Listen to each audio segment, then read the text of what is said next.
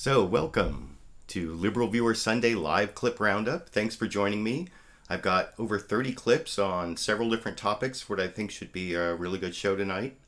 As always, this is my weekly broadcast of the best clips from the Sunday morning news analysis shows from the corporate media here in the United States, along with a little political commentary and along with my commentary between the clips, political comedy and my commentary between the clips. And as usual, I'll be using clips from the Sunday morning news shows on the regular Big Five outlets of ABC, NBC, CBS, CNN, and Fox News, plus some quasi-news clips from Friday's Real Time with Bill Maher on HBO. And again, this week, I'm mainly going to be talking about the situation in Russia and the Ukraine, although there are going to be a few other topics at the end. But I want to start with several clips on the still unsolved mystery of this missing Malaysian airliner, and with a little satire of the media coverage of it from a joke that Bill Maher told last Friday in his monologue over in this clip. It's astounding how they can continue to report news even though they have zero information, although it never stopped Fox.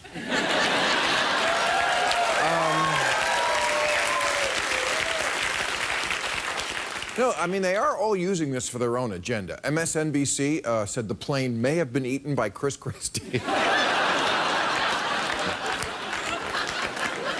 And Bill O'Reilly, I'm not making this part up, Bill O'Reilly said the liberal media is using the missing airliner to avoid talking about Benghazi. The stakes are too high, people. Let's not let their nonsense get in the way of our bullshit. Now, I actually I don't watch Bill O'Reilly regularly anymore. You've probably seen I haven't made a lot of videos on Bill O'Reilly, so I didn't see that whole thing about distracting from Benghazi. So I can't really report on that kind of Fox News bias. Although I did notice one kind of interesting piece of misinformation on Fox News Sunday this morning about the Malaysian airliner that's missing, although I wouldn't really call it partisan political bias, but I'm going to show...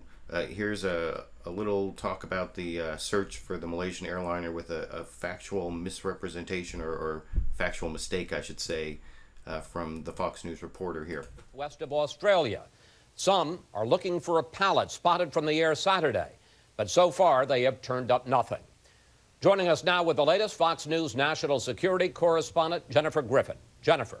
Chris, when the Air France flight went down off the coast of Brazil in 2009, the first sign of that plane was a wooden pallet floating on the waves. Wooden pallets are used inside planes' cargo containers. The search continues to focus on the southern corridor. Australian officials have asked Malaysian Airlines to provide them with a packing list. The new French satellite images show objects in the same search zone as the satellite images provided by the Chinese government Saturday. So I'll get back to the satellite images there in a minute, but what the Fox News reporter there, Jennifer Griffin, said at the beginning about how the first signs of that Air France airliner that went down in, 1996, I think, that the first sign of it was wooden pallets. But what I heard from several sources in here, I put a link to the AP report from last night or this morning that mentioned that you can see it was 2009, that's right, when Brazilian searchers in 2009 were looking for debris from Air France Flight 447 after it mysteriously plunged into the Atlantic. They found a wooden pallet. The military initially reported the pallet came from the Air France flight, but backtracked hours later and said the plane had not been carrying any wooden pallets. So, yeah, I guess the fact that Fox News reported there about Air France, the first thing I found from the Air France plane being a wooden pallet, that was a fact that was only thought to be true for about 6 hours back in 2009, there in June of 2009. I said in 1997, so I guess I made my own mistake. But I guess when Fox News reports on a fact that was actually thought to be true for 6 hours back in 2009, that's a little better than some of the facts that Fox News reports on. So I wanted to show that, but I also want to show some sort of more newsy reports about how this search for the Malaysian airliner is going. And first, I want to show a clip of Martha Raddatz, who was in for George Stephanopoulos on ABC's This Week with George Stephanopoulos. she has a lot of really good military contacts, and she talked to a commander of one of the naval groups that was helping search for the Malaysian airliner, and he explained kind of how they're searching by air and what their capabilities are, and so I want to show that clip here. Search. I have not seen the French imagery yet. I have seen what Australia reported and what China reported. They are really big chunks of radar return. So if that is the case, that's a positive. I can tell you the radar on our P8 and on the P3 both, they're very advanced radars. So what we'll do is fly at an altitude of about 5,000 feet. And that maximizes our radar search over a swath of about 10 to 20 miles on each side of our flight path. With that radar looking down on the surface of the water, can see an object as small as the size of a basketball. And how long? So yeah, there's Commander William Marks, I think he's from the 7th Fleet, was explaining how it is that they use their airplanes flying at 5,000 feet to search the surface of the ocean, and they can do like a 20-mile swath at a time, and they look for wreckage. And then I want to show also a couple clips from David Gallo, who actually works for the company that helped bring up or was mainly responsible for the work of bringing up that Air France airliner from 2009 that I was talking about before. And he talked about what they do after they find the wreckage. He was over on CBS's Face the Nation, talking to Bob Schieffer here. Done this with the Air France plane. What happens if these satellite images turn out to be wreckage? What happens next? Well, then we put it over to a team of scientists that, using models of the shape of the various pieces of debris, can look at the currents, the winds, the waves, tides, all that stuff for the past few weeks and backtrack it. Hopefully that'll give us the X on the ocean where to begin the underwater search. Well. So yeah, that's if they find the wreckage with the airplanes that the Commander William Marks was talking about, then they use all these algorithms or this science to try to backtrack it to where it is that the main fuselage of the plane might be. And then also I have another clip. This is also from David Gallo talking about this area, this really remote area off of Perth, Australia, that's really difficult where they're trying to do the search. And he was talking about how it's good on the top, bad on the bottom, I guess is how I would summarize this clip that I'll show you here. Turns out this is where the wreckage is. The place that it is a horrible place to do any kind of work. The waters are incredibly rough. I've spent time there in 60-mile-an-hour winds and 30-foot waves. But the seafloor beneath is relatively smooth and flat. It's an underwater volcanic mountain range, and it's much simpler to work than the Air France area. Wait, did I say good on the top, bad on the bottom? It was actually bad on the top, good on the bottom. I think I got that backwards, so I'll have to look back myself what I said. But that is the search area. I guess they have a lot of rough seas there, but down on the bottom of the ocean, it's not going to be that big of a problem if they can figure out from the wreckage and track it back to where the plane went down. Then they have these like robot subs that go down and start looking at the ocean floor, and they may be able to find it that way. As to what happened to the plane, they haven't really narrowed that down. There are all sorts of theories, and I want to show first Representative Michael McCaul. He's I think chair of the House Homeland Security Committee. He's Republican, was over on Fox News Sunday, and he was basically first he was criticizing the Malaysian government, and before I get to some of the theories about what happened, one of the reasons we don't know a lot is because of the late information coming out of the Malaysian government. So I'm going to show first Michael McCaul criticizing the government of Malaysia in this whole air crash information problem here. And where it is now. Well, as I've said all along, I believe it's in the Indian Ocean. I think the Malaysian government spent way too much time focusing on the northern route in the Gulf of Thailand, in Kazakhstan. It would have been picked up by radar, and we knew that. And I know satellite imagery given to the Malaysians established that, but we wasted a week of precious time up in that region when all along it's been in southern Indian Ocean. I think is where the location is I think this is hopeful that now we have the third satellite imagery of debris in this area. And the good news is we've confined it to, I think, the area where the debris is so that we can get to the black box to finally find out what may have happened in this case. So, yeah, there's Mike McCaul, chair of the House Homeland Security Committee, criticizing the Malaysian government, but saying that they've pretty much narrowed down where the airliner is after the Malaysian government made them search to the north for too long a time. And all the scenarios that had the plane landing and the people being alive pretty much were in the northern arc instead of this southern arc where they're looking now, although I suppose it's not impossible. But Representative Mike McCaul on Fox News Sunday also addressed that and some of the various scenarios in the clip I want to play next here. Well, I think in terms of landing it on a runway somewhere, probably less likely. I think it's in the Indian Ocean. However, we haven't ruled out terrorism, although there's no direct evidence of that at this point in time. But if this was a deliberate attack, as we think it probably was, because remember the transponders turned off right after they exit Malaysian airspace, which is sort of an odd scenario, and the ACAR system, and then the route is completely turned around dramatically. That suggests that either the pilot intentionally did it for whatever reason, or that something was happening in the cockpit on the airplane with possibly some of the passengers. So we can't rule out the possibility of passengers, of a terrorist linked to that. But one thing we do know for certain is the transponders turned off, ACARs, the routes dramatically changed. What caused that? We don't know at this point in time. It's either an accidental fire that may have caused that or a more deliberate, intentional act. And I think that's why we need to get to the bottom and get that black box in the Indian Ocean.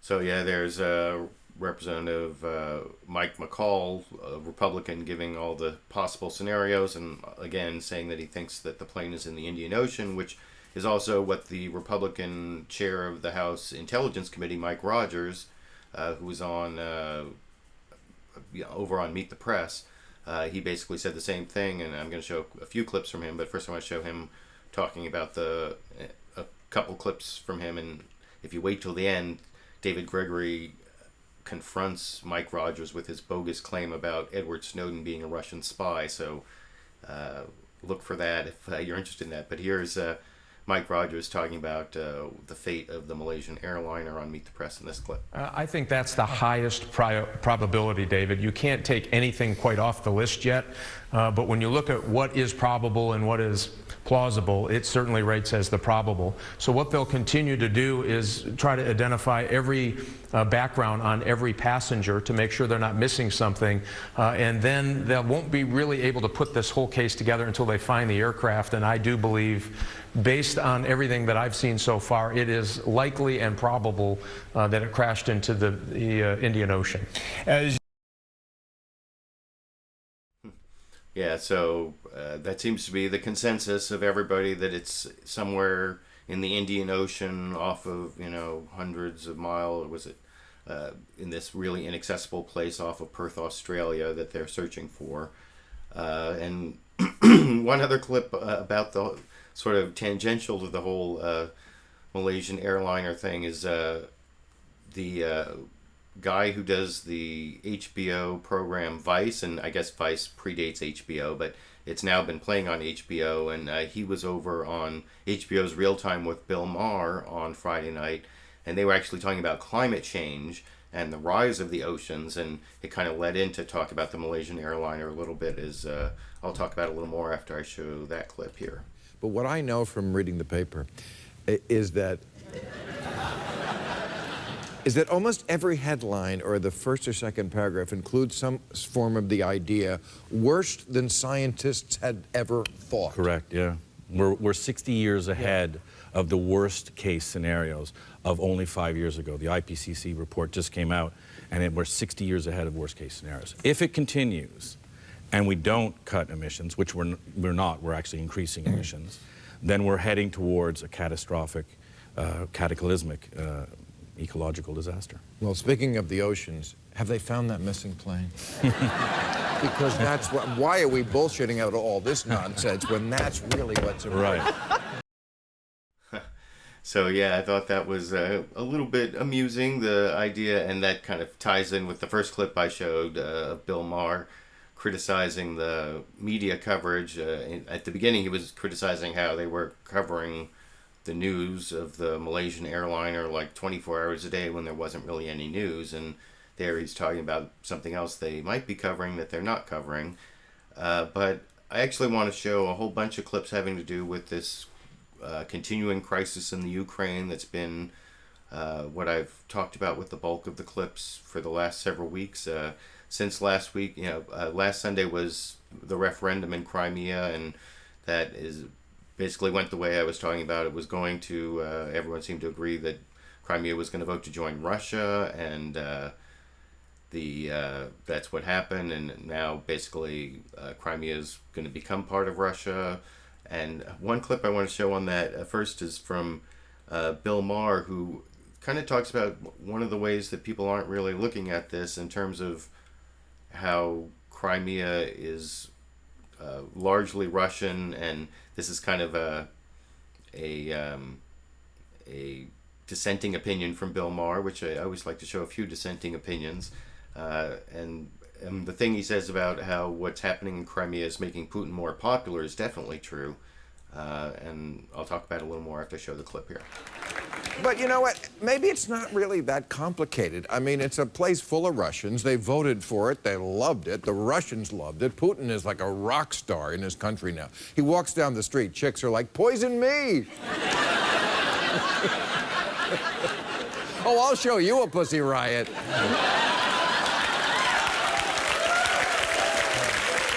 But so yeah, that's Bill Maher making a joke about the Crimea. I mean, it is true that Crimea was part of Russia up until the 1950s, and it has, I mean, 58% of the population is Russian. That's not everybody, and they're the Tartars who were apparently going to start like a jihad against the Russians. But one thing to sort of, follow along with a little bit of a contrarian opinion on Russia.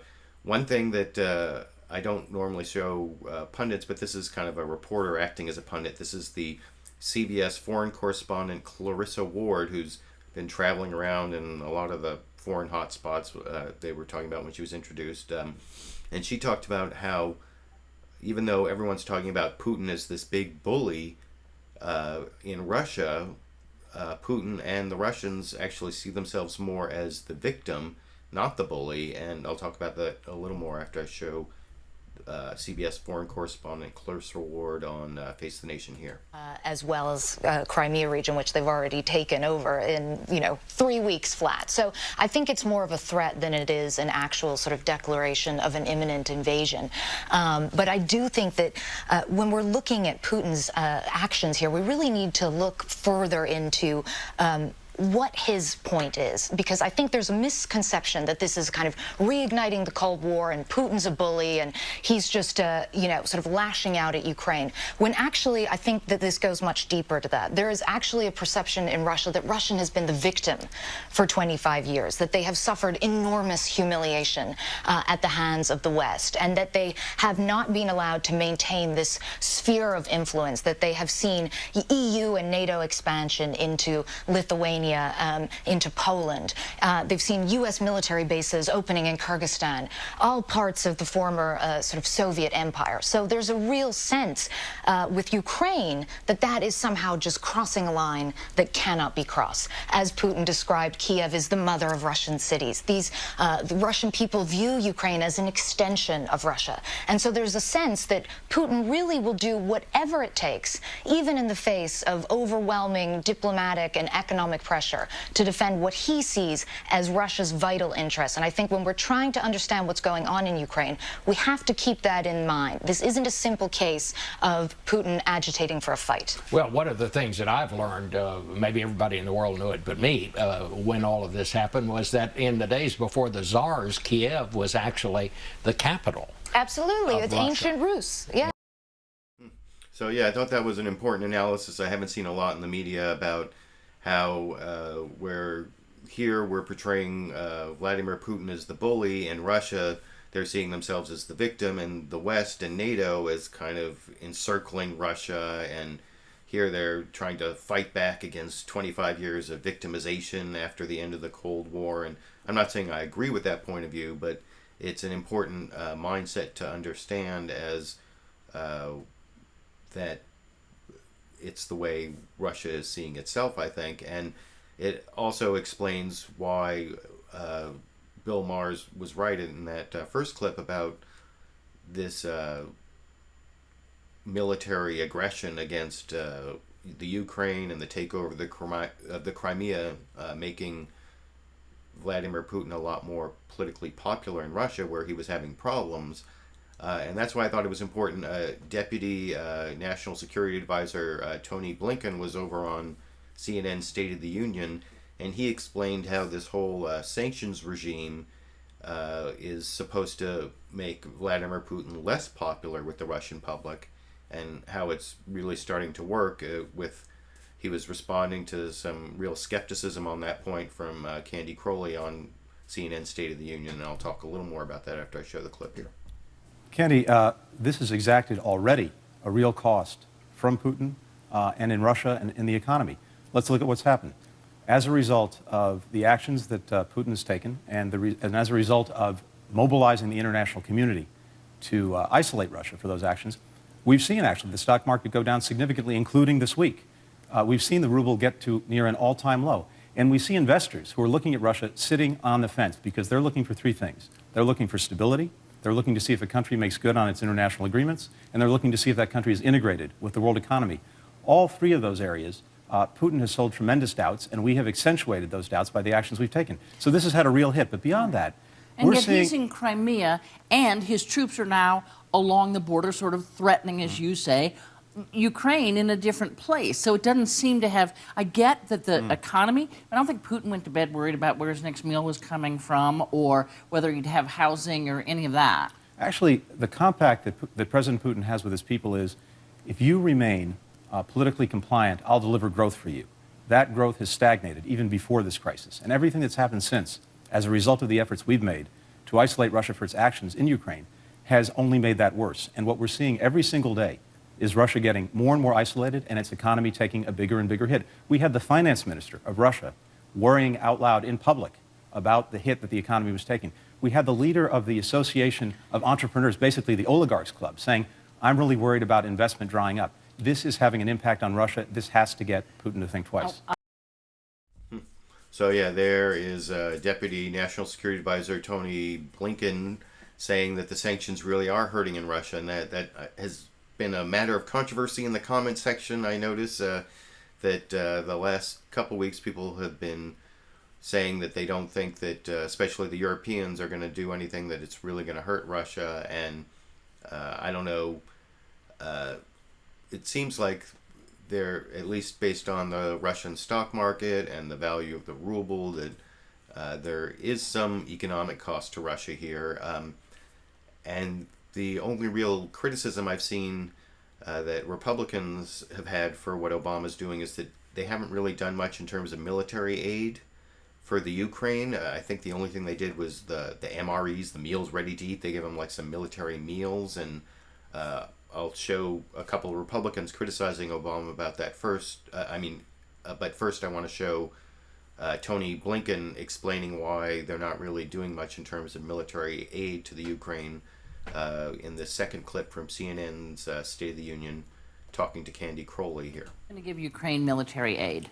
So we're looking at every request that we're getting from the Ukrainians. We're studying it very carefully. You said that for a couple weeks. Yeah. So have you decided that it should have military aid? All of that is under review. Let me say two things about that. First, what we're focused on is making sure that we can act in the areas where we can be the most immediately effective. And that involves supporting Ukraine economically. And indeed, we'd like to get this loan guarantee done. Congress is coming back. We hope it'll pass the loan guarantee and IMF quota reform.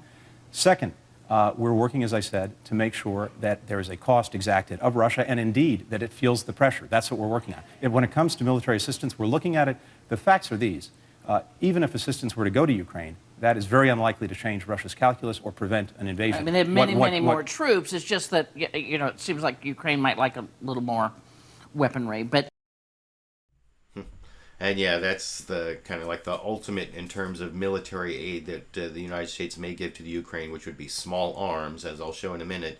But over on ABC's This Week with George Stephanopoulos, Martha Raddatz had on the acting foreign minister of the Ukraine, and he seemed to think, you know, last week I showed him saying that, I think I showed the clip where he said the chance of war between Ukraine and Russia was high, and you'll see here he didn't back off on that at all. I'm sorry, let me make sure I get his name right. It's Andrii Deshchytsia.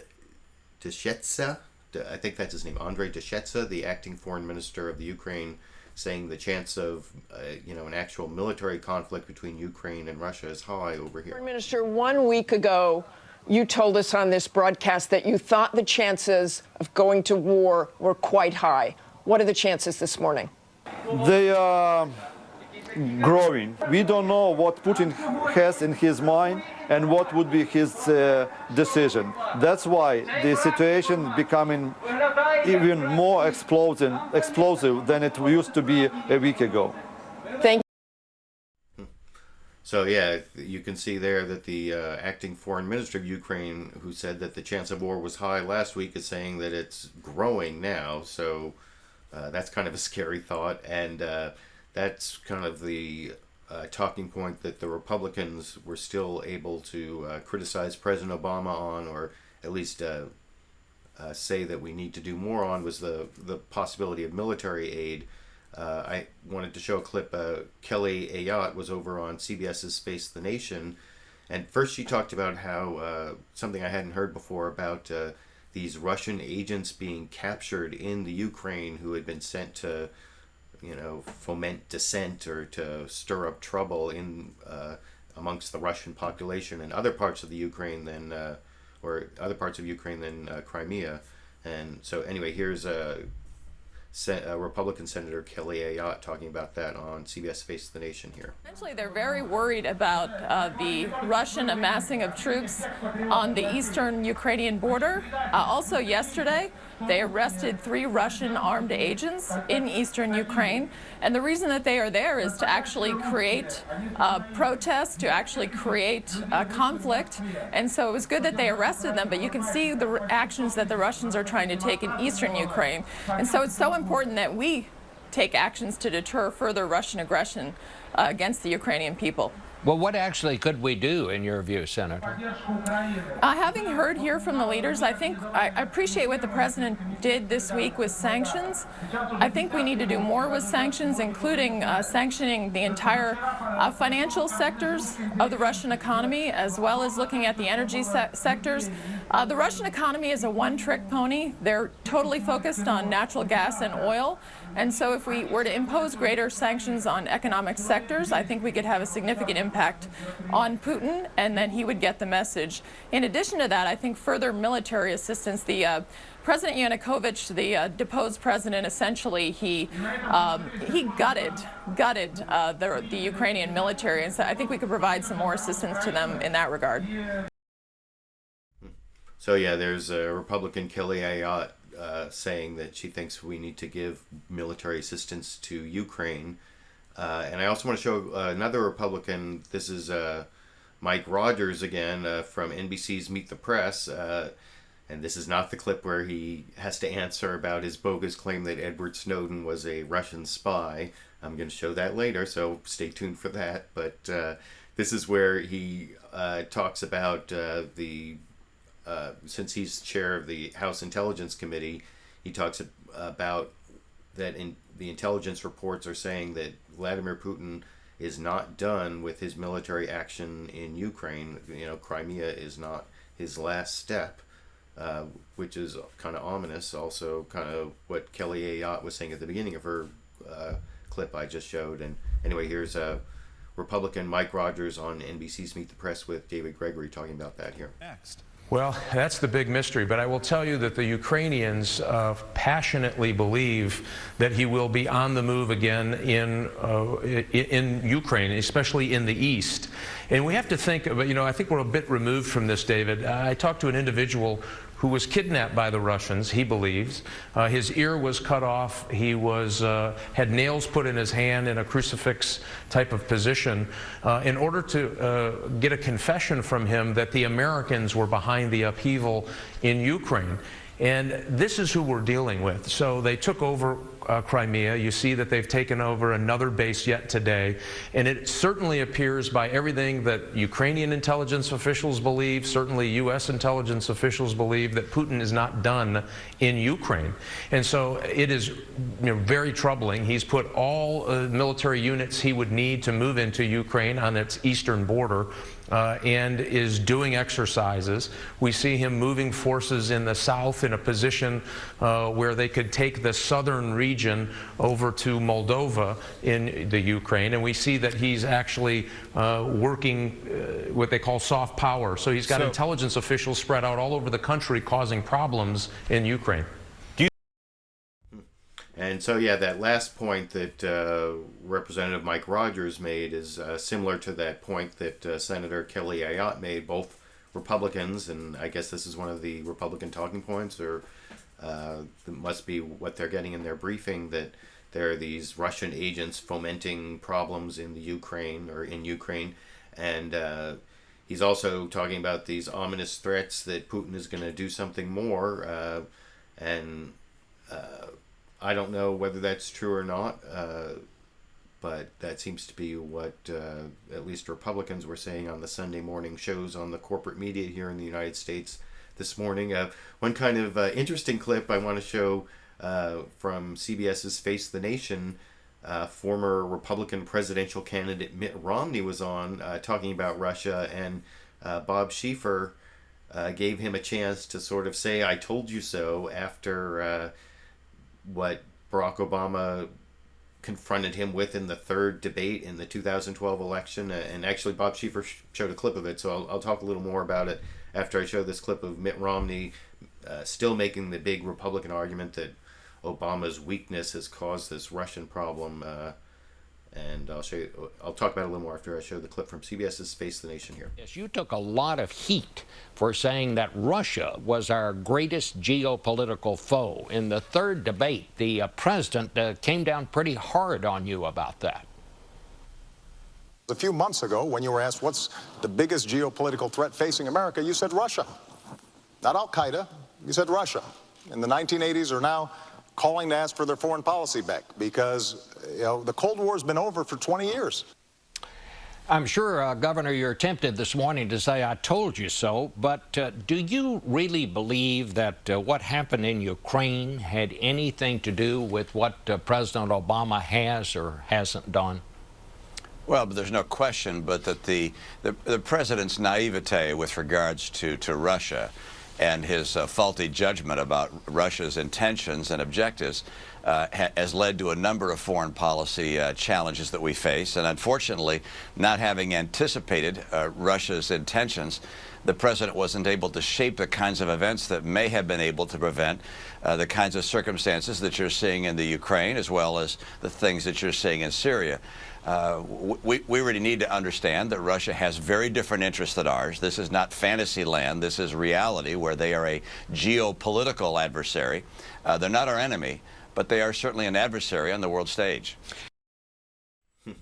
So, I don't know, that was kind of a novelty clip because I'm not sure what Mitt Romney says makes a lot of difference anymore these days, but I thought that was kind of interesting the way Bob Schieffer gave him a chance to say, "I told you so," even though I'm not sure what he said was really that true, even with all the events that have happened since then.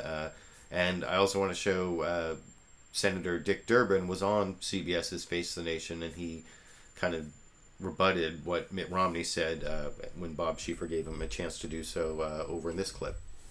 Well, Governor Romney had two positions, as I understood him. First, if we'd have shown military force somewhere in the world, it might have discouraged Putin. I disagree, and so does history. In the midst of the Vietnam War, when the United States was deeply involved in that war, Brezhnev invaded Czechoslovakia. In the midst of our wars in Iraq and Afghanistan, Putin invaded the Republic of Georgia. Let's call it for what it is. Here is Vladimir Putin with a failing Soviet franchise, and when he can't win the hearts and minds of his neighboring nations, he uses energy extortion, mass gunmen, and barbed wire.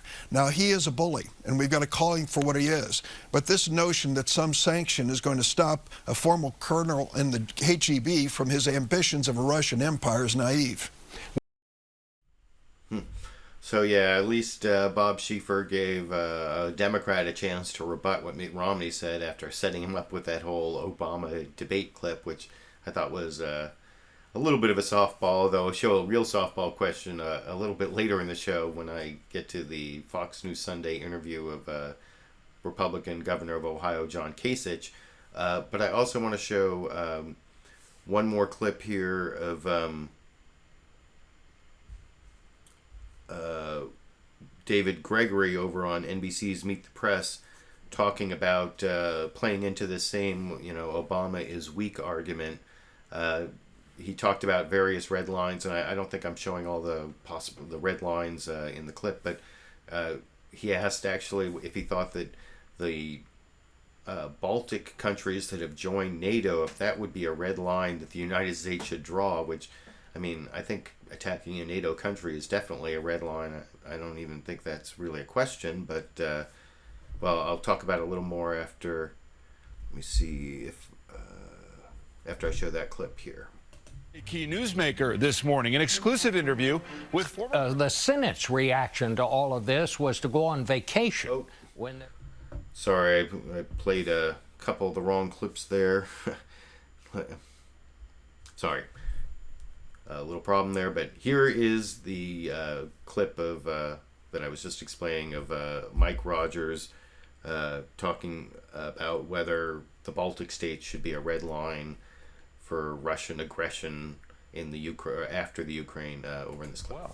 Is a red line for the United States, in your judgment, our NATO allies, particularly the Baltics, if Russia should cross that line? Well, I think we need to act before that. I think it's too late. If he crosses into the Baltics with military units, that is more than troubling. That means that Georgia, the country of Georgia, is likely had been more further invaded than it already is. It means that he's taken land in the Ukraine, the southern and eastern portions of Ukraine before I think he would do the Baltics. So if it gets to the Baltics, we have allowed people who want to be free, who want to be independent, who want to have self-determination, and we've turned our back and walked away from them. You know, the world did that once, and it was a major catastrophe. I want to touch on... So yeah, I'm sorry about that clip mix-up. I thought that was kind of a strange question about whether the United States would defend countries. I mean, the whole point of NATO is that it's a mutual defense treaty, that an attack on one is an attack on all, and so I don't think that the countries that have joined NATO is as a red line is very controversial for anyone. I also want to show a clip back. Dick Durbin over on CBS. Bob Schieffer on CBS's Face the Nation actually asked both Democrats and Republicans about this Senate recess, or the Senate went on vacation before they passed any sanctions. You know, all the U.S. sanctions on Russia so far have been by executive order, and Dick Durbin actually laid that at the feet of the Republicans, because it was actually the Republicans that stopped the Senate from being able to pass that. But he actually talked about this possible holdup in the Republican House of Representatives on sanctions against Russia that I thought was kind of interesting. I'll talk about that a little more after I show that clip here. This one.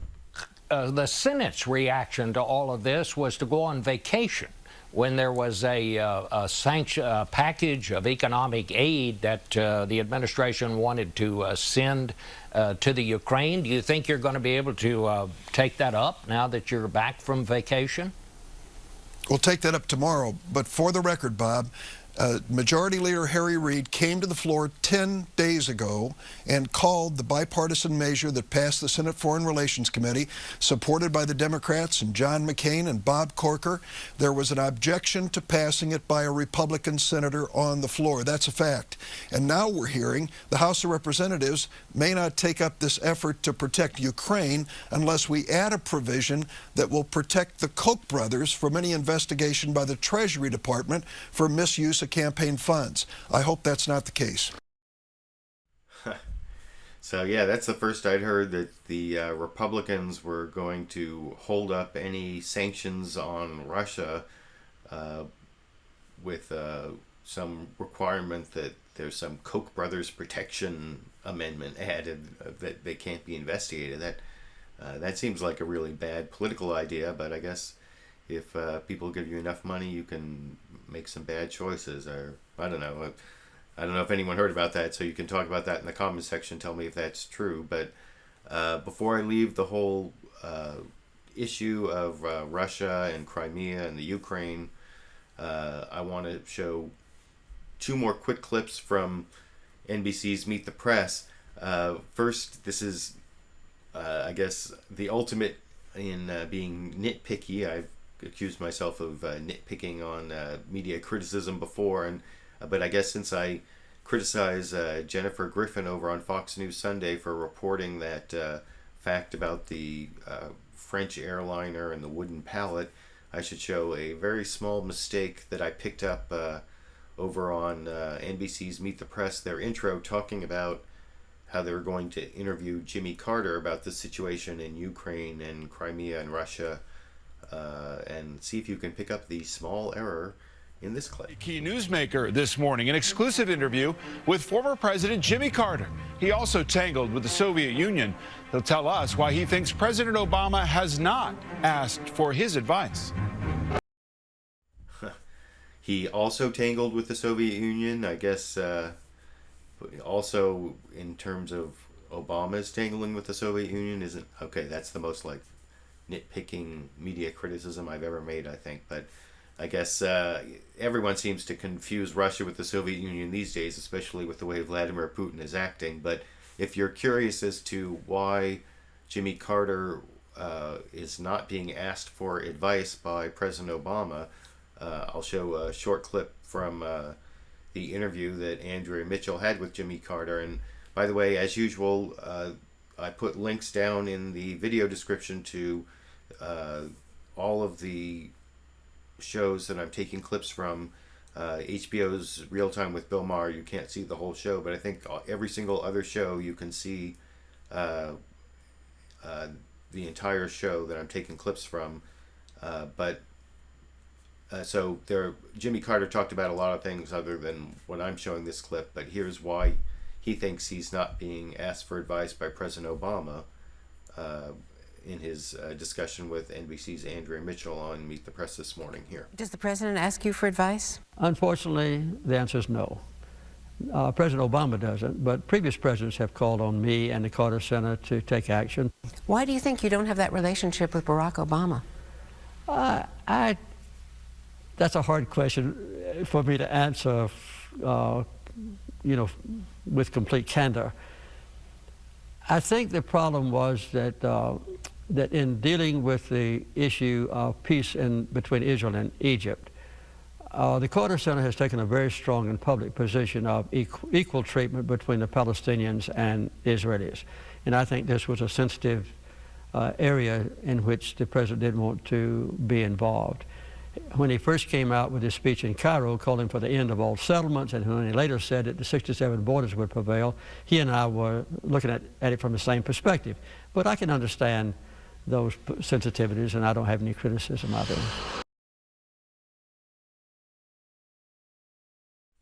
So yeah, I thought that was interesting to hear Jimmy Carter say that the Carter Center's hard stance on equality between the Palestinians and the Israelis have made him too much of a political hot potato to give any kind of advice to the Obama administration. So I thought I'd play that clip. I thought it was an interesting little political insight, and Speaking of politics, I did want to show a couple quick clips.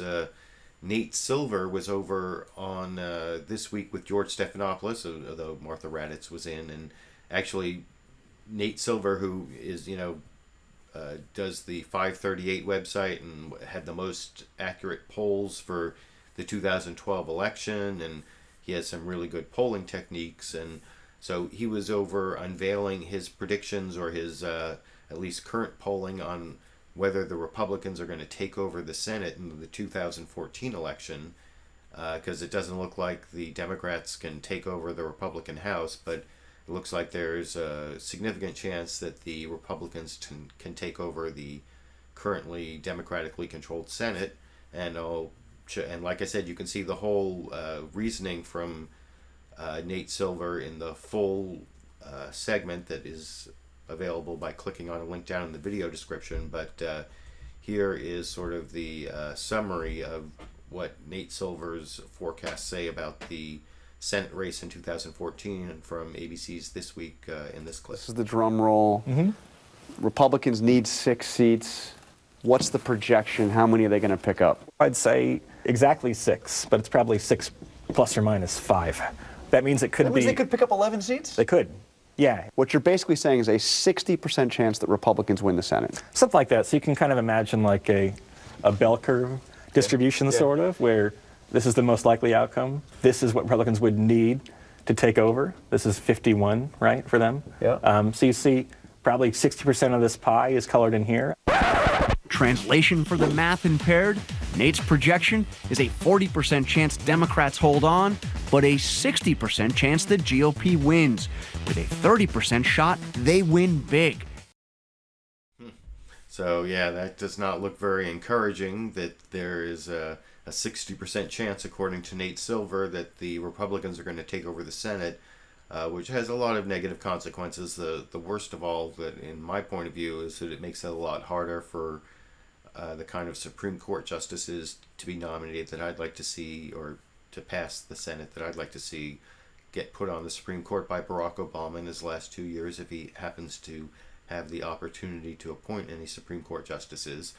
But I'm not sure what Nate Silver predicted there is, a fait accompli, or it's definitely going to happen. And I want to show Democratic Representative Keith Ellison was also on This Week with George Stephanopoulos, and he kind of gave his opinion as to why he doesn't think that's necessarily going to happen over in this clip. Does anyone disagree with Nate Silver? I disagree. Oh, what a surprise. What a surprise. Yeah, well, first of all, this is a snapshot in time.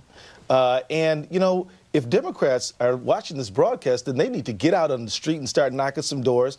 I think this is going to motivate our base to really get out there and make relationships and show people that this is the folks who shut down the government. This is the folks responsible for sequester. These are the people who don't want to extend unemployment insurance. Even 10,000 people in Oklahoma have seen... I'm glad you're so concerned. Well, 22,000 in Minnesota have not got their unemployment insurance. This is who's responsible for that. And if you want to see more of that bad stuff, then stay at home. If not, you better get out there. Is he dreaming? Yeah. So yeah, there's kind of the wishful thinking from a Democrat on what's going to happen that's going to stop Nate Silver's prediction from coming true. And I mean, what he's saying is true. If the Democrats could get the kind of turnout that they have in presidential election years in the off-year election for 2014, then they definitely would have a better chance than what Nate Silver... I mean, turnout is what's really key. The reason that the Republicans are probably going to come close to or actually take the Senate is because the voter turnout is going to be a lot more white and a lot older and a lot more Republican, basically, than in presidential election years. Speaking of presidential election years, over on Fox News Sunday, they previewed another Republican candidate, or possible Republican candidate for president in 2016, John Kasich, the governor of Ohio, which I guess makes him sort of almost an automatic possible candidate for president for 2016. And I want to show one of the biggest softball questions. This is like a typical, I guess it's not the biggest softball question if it's a typical softball question from Fox News asked of a Republican. If you listen, they sort of tout the success of a Republican governor of Ohio, John Kasich, and then they let him just respond to that. And you'll see the actual prompt question at the end is, so what's the secret of your success? Is that the biggest softball or typical softball? Well, I'll let you decide after you see the clip here. Good to be with you. You have engineered quite a turnaround at Ohio since you took office in 2011, and let's put up part of your record.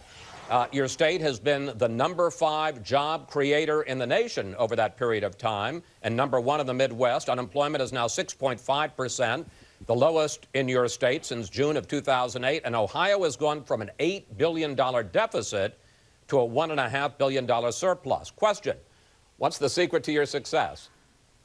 Chris, something that conservative Republicans have promoted, I was a supporter of Ronald Reagan when I was first elected to Congress in '82, when we were in the midst of a deep recession, and that is balancing budgets, being fiscally responsible, common sense regulations, and tax cuts. I like to say, if you have a restaurant, you don't have any customers, you don't raise your prices, and that's where Ohio was. And so what we've done is we balanced our budget, created this surplus, provided certainty, cut taxes for small business, killed the death tax, and we have common sense regulations, and we are engaged in workforce training.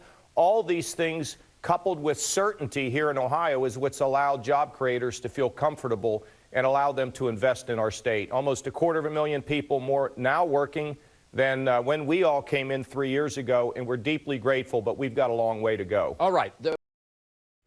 So yeah, John Kasich definitely sounds like someone who's running for president there, and I think even though he denied it, I'm not going to show clips of his repeated denial of or his repeated refusal to rule out running for president, even though he was saying he's concentrating on Ohio, and he's running for re-election right now, and his opponent has tried to get him to sign a pledge saying he'll serve for 4 years, and he just wouldn't answer that question at all. And if you want to see the kind of difficult question that Fox News asks a Republican, since I just showed that clip of the softball question of how do you explain, what's the secret of your success?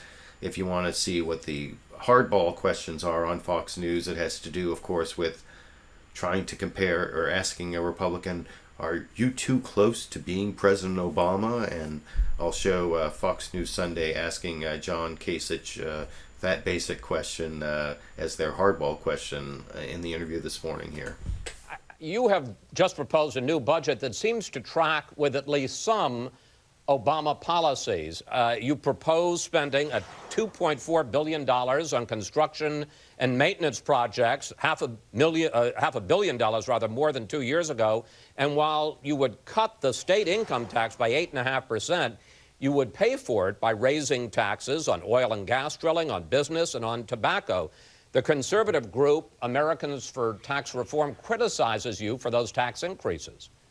Well, Chris, I think, well, first of all, we have really restrained ourselves in terms of rebuilding the infrastructure of Ohio. But the time comes when every state needs to rebuild their infrastructure, and we've done it conservatively. Look, our bond ratings our credit ratings from New York have improved.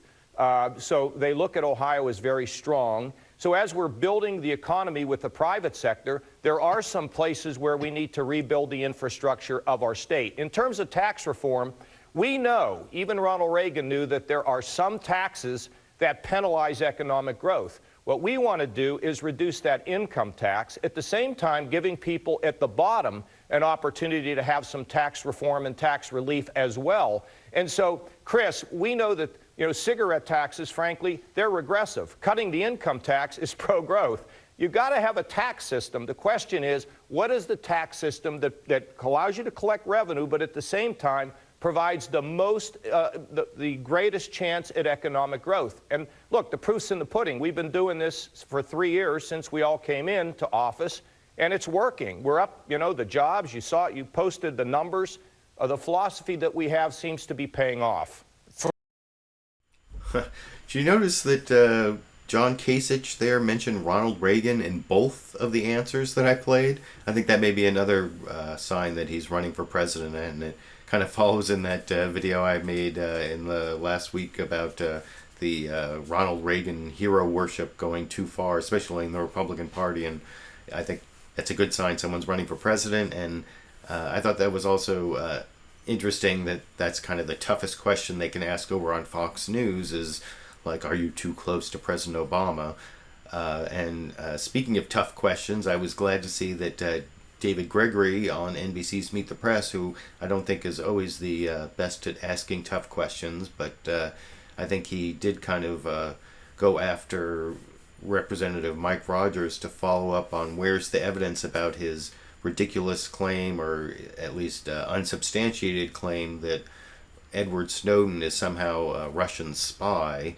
And this is kind of a long clip. It's like 2.5 minutes long, because you see David Gregory ask him, once or twice over again to come up with evidence, and that all he ever says is like, well, all the intelligence agencies agree now that he's under the influence of Russian intelligence, whatever that means, and he never even really gives any evidence for that, other than everyone now agrees that's true. And it's a really bogus answer, I think, but I'll talk about it a little more after I show you the whole 2.5 minutes in this clip. Edward Snowden, when you were last on this program, Chairman, you were very pointed, suggesting that he may have had help from the Russians, that Edward Snowden may have been a Russian spy, may be a Russian spy. He's called that absurd. No new details have come to light on this. Were you irresponsible in making such a charge without having specific evidence to back it up, to just sort of float that out there? Well, first of all, I see all the intelligence and all the evidence from everything from his activities leading up to this event to very suspicious activity during the event. And so when you talk to the folks who are doing the investigation, they cannot rule it out. So here's what we know, David. We know today no counterintelligence official in the United States does not believe that Mr. Snowden, the NSA contractor, is not under the influence of Russian intelligence services. We believe he is. I certainly believe he is today. So now we all agree that he's under the influence of Russian intelligence services today.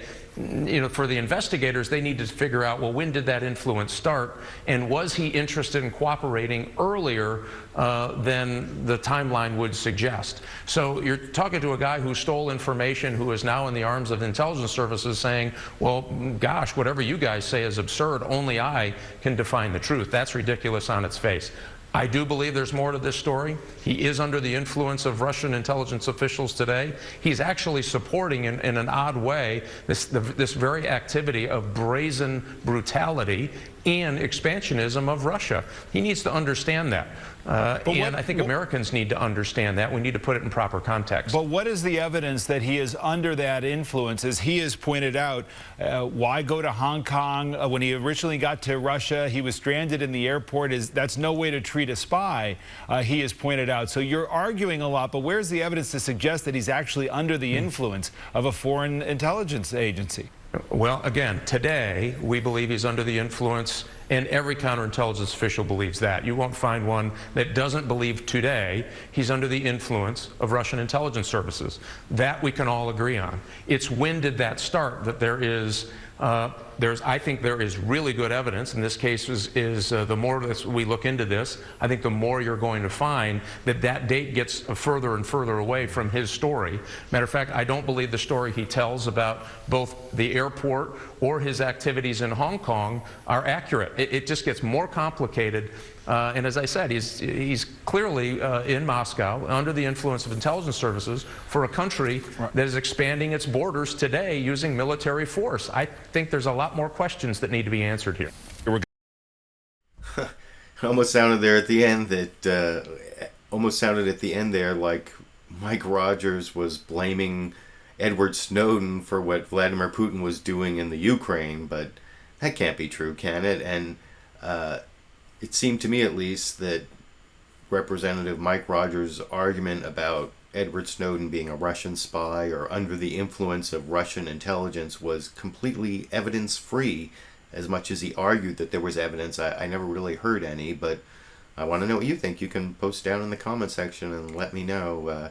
I'll be getting to that in just a couple minutes. I have a few more clips I want to play. First, nothing on the Sunday morning news shows this morning about the death of Fred Phelps, one of the founders of the Westboro Baptist Church, the God Hates Fags church, that protested the funerals of dead soldiers because the United States was being punished by God for being too pro-homosexual, and that's why our soldiers were dying. And they have like a really kind of bizarre religious philosophy, although I guess it's based on literal passages in the Bible about homosexuality. But I want to show a couple clips about Fred Phelps that, like I said, wasn't on any of the Sunday morning news shows, but Bill Maher talked about a little bit, and he talked about how the Westboro Baptist Church used to protest his comedy shows, and I hadn't heard that, and he talked about how they had categorized him in a way that he found offensive, which I'll talk about a little more after I show that clip here. Please. You know what? I have a personal stake in this. Whenever I would play the Midwest, those people would show up and protest my show. I don't know why me. Have candlelight. They once passed out a flyer. I have it still. I treasure it. It called me a Christ-hating, half-Jew, half-pedophile, rape-enabling Catholic, and I have never forgiven them. Calling me a Catholic? All right. So yeah, I thought that was kind of amusing, and I hadn't heard that Bill Maher had been protested by the Westboro Baptist Church, so I wanted to show that to you, my viewers, to let you know something I hadn't known till I watched that on Friday. And Bill Maher also had a new rule at the end that kind of played off on the death of Fred Phelps as, thinking about what was going to go on now that Fred Phelps has reached the afterlife, or the hypothetical afterlife, and I just wanted to show that clip to round out this topic on the death of Fred Phelps this week over in this clip. New rule for just one day. There has to be a God. And when Fred Phelps arrives at the pearly gates, he has to be waiting there for him.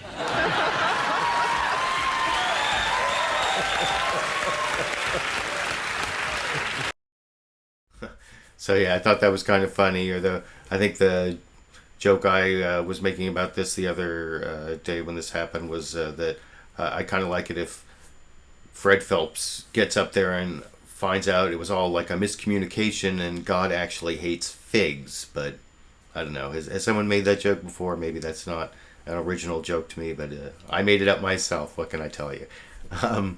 Speaking of things I made up myself, this last week since the last Liberal Viewer Sunday live clip roundup, I've actually posted 3 videos this week, so that's a pretty productive week for me. And the last one I posted was about this important local issue for me here in Sacramento, and I talked about that, I think the week before last. I said I might be posting a video about that, and it has to do with my local sheriff and how he held this press conference and said something that was like untrue and kind of a dishonest cover story, and you can watch that video, the whole thing, but here's basically the heart of the issue is what my local sheriff said on the local news last month over in this clip. You have to understand that every sheriff in this state will have to decide for themselves whether they violate state law or federal law, but no sheriff can comply with both. So yeah, my local sheriff said he had to either violate state law or federal law, but then my local media never investigated what law he was violating and whether what he said was true, which it wasn't. And I'm not going to go into it anymore because it's already getting kind of late here. I think I'm well over an hour already. And I don't know if I'm going to be making a new video this week, but I might if I have a chance. It's actually my birthday this week, so I might take a few days off. But I've been talking about making a video about the whole Hobby Lobby case. I think I talked about making a video called Obamacare Forces Corporate Abortions. and why that would be a good topic for the Hobby Lobby case before the Supreme Court in oral arguments this week. I'll talk about that a little more after I show Jeff Zeleny on ABC's This Week, sort of explaining the religious freedom versus corporate personhood argument in this final clip here. Hobby Lobby sells arts and crafts at more than 500 locations across America, but not on Sundays, so employees can spend time for family and worship. It's the Christian beliefs of David Green and his Oklahoma family who founded Hobby Lobby 4 decades ago. They're now at the center of a Supreme Court fight over the nation's healthcare law. Should for-profit corporations be required to provide insurance coverage for morning after pills and other kinds of contraception? The Greens say no, it violates their religious views. My convictions enter into how we run our business. But supporters of the law say only people, not companies like Hobby Lobby, can hold religious beliefs. Corporations can't pray, they don't express devotion to a god. So yeah, that's why it's kind of an interesting case, because it has this whole religious freedom aspect and the whole corporate personhood aspect, which is a big hot button issue with a lot of people who watch my videos. So if I have a chance, I'm going to try to make a video on that this week, since the oral arguments are this week, and if not, then I will definitely make that video sometime before the case is decided, which should be like May, June, probably May or June, I would assume. So those are all the clips I have to show you for my LiberalViewer Sunday live clip roundup. I hope you enjoyed the ones I picked out for you. I notice I've had more than 100 people for most of the show, and I think we just hit 111. We went up to 11 or 111 there, so I want to spend a little time looking in the comments section and trying to get a little live discussion going. Also, for those who have watched this long, if you're watching live, or you're watching in like the first 24 hours, maybe a little bit less, let me know what you think I should turn into an excerpt. Excuse me. Because, every Monday night I've been posting like a 5-minute video that's an excerpt from LiberalViewer Sunday Live Clip Roundup. So if you have some opinion as to like what clip or couple clips would make the best excerpted video to stand alone, I have a couple ideas already, but you can let me know what you think about that. So I'm going to start scrolling through. Wow, looks like you're all arguing with each other as usual. It makes it hard for me to pick these out. But let me start down at the bottom here. I know I started late. And Simiels is saying, it's Ukraine, not the Ukraine. I think, as I pointed out a few weeks ago, I think I call it the Ukraine because of playing Risk for all those years. I think it's called the Ukraine in Risk. Maybe I'm even misremembering that. And if that's offensive, I saw people talking about in the comments section that the Ukraine is like some pejorative term used by Russians to make it seem more part of Russia. Although, as I showed in a clip, excuse me, I had this cough lingering for a little while, but as I showed in that clip from Clarissa Ward, where Bob Schieffer chimes in that Kiev used to be the capital of Russia, and there are some big historical ties between Ukraine and Russia, and I don't know if that's all tied in with calling it Ukraine or the Ukraine, but I apologize. It's something that is kind of a habit for me for a long time, and I've heard it referred that way for a long time, and if it's offensive, you notice I did try to stop a few times. If you listen, I tried to correct myself a few times, and whatever. I'm sorry. It's Ukraine, not the Ukraine, or I'm not sure exactly if it's important, but if it is, I'm sorry. Let me scroll up a little bit more here. Let me see.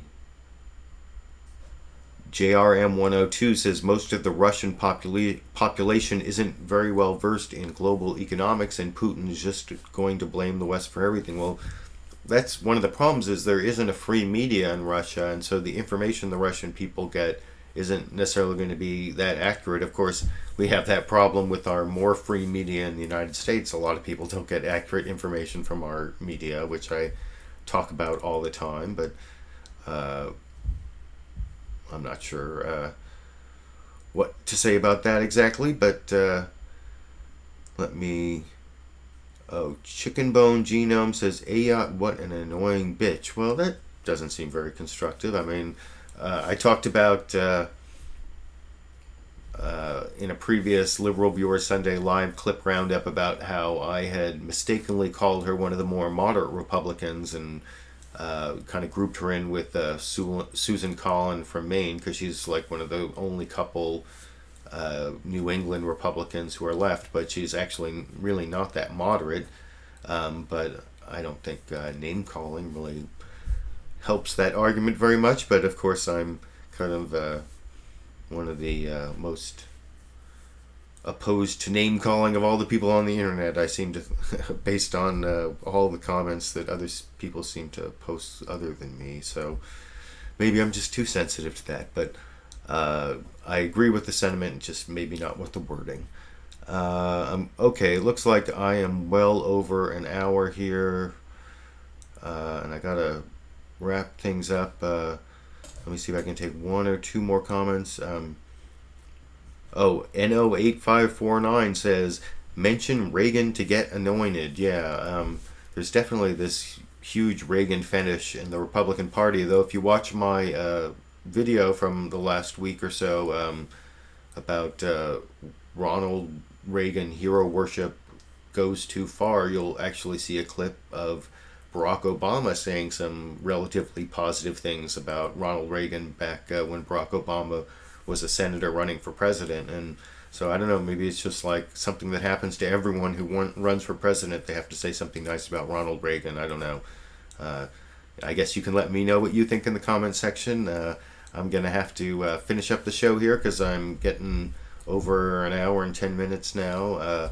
I appreciate all of you who joined me. It looks like I had well over 100 people for most of the hour, and for those who watch as a recorded show, especially in the first day after this is uploaded, please let me know which clip or clips you think I should pull out to make into an excerpted video on Monday night. If you're watching this before Monday night or Monday afternoon, that's pretty much when I have to start doing it. And if you haven't seen my video, Local News Lets Sheriff Get Away with Breaking Law, there should be a link to that down in the video description, so check that out and look for a possible video this week on the whole Hobby Lobby case and religious freedom versus corporate personhood, and it'll probably be called Obamacare Forces Corporate Abortions ? So look for that. So thanks for joining me, and have a good rest of your weekend for my US and Canadian and other viewers in this time zone, and for my viewers in Europe and around the world. Enjoy the beginning of your week. I hope I made it a little bit more informed on some of the issues, at least the issues that the corporate media covers here in the United States. And I guess I'll see you all around the internet.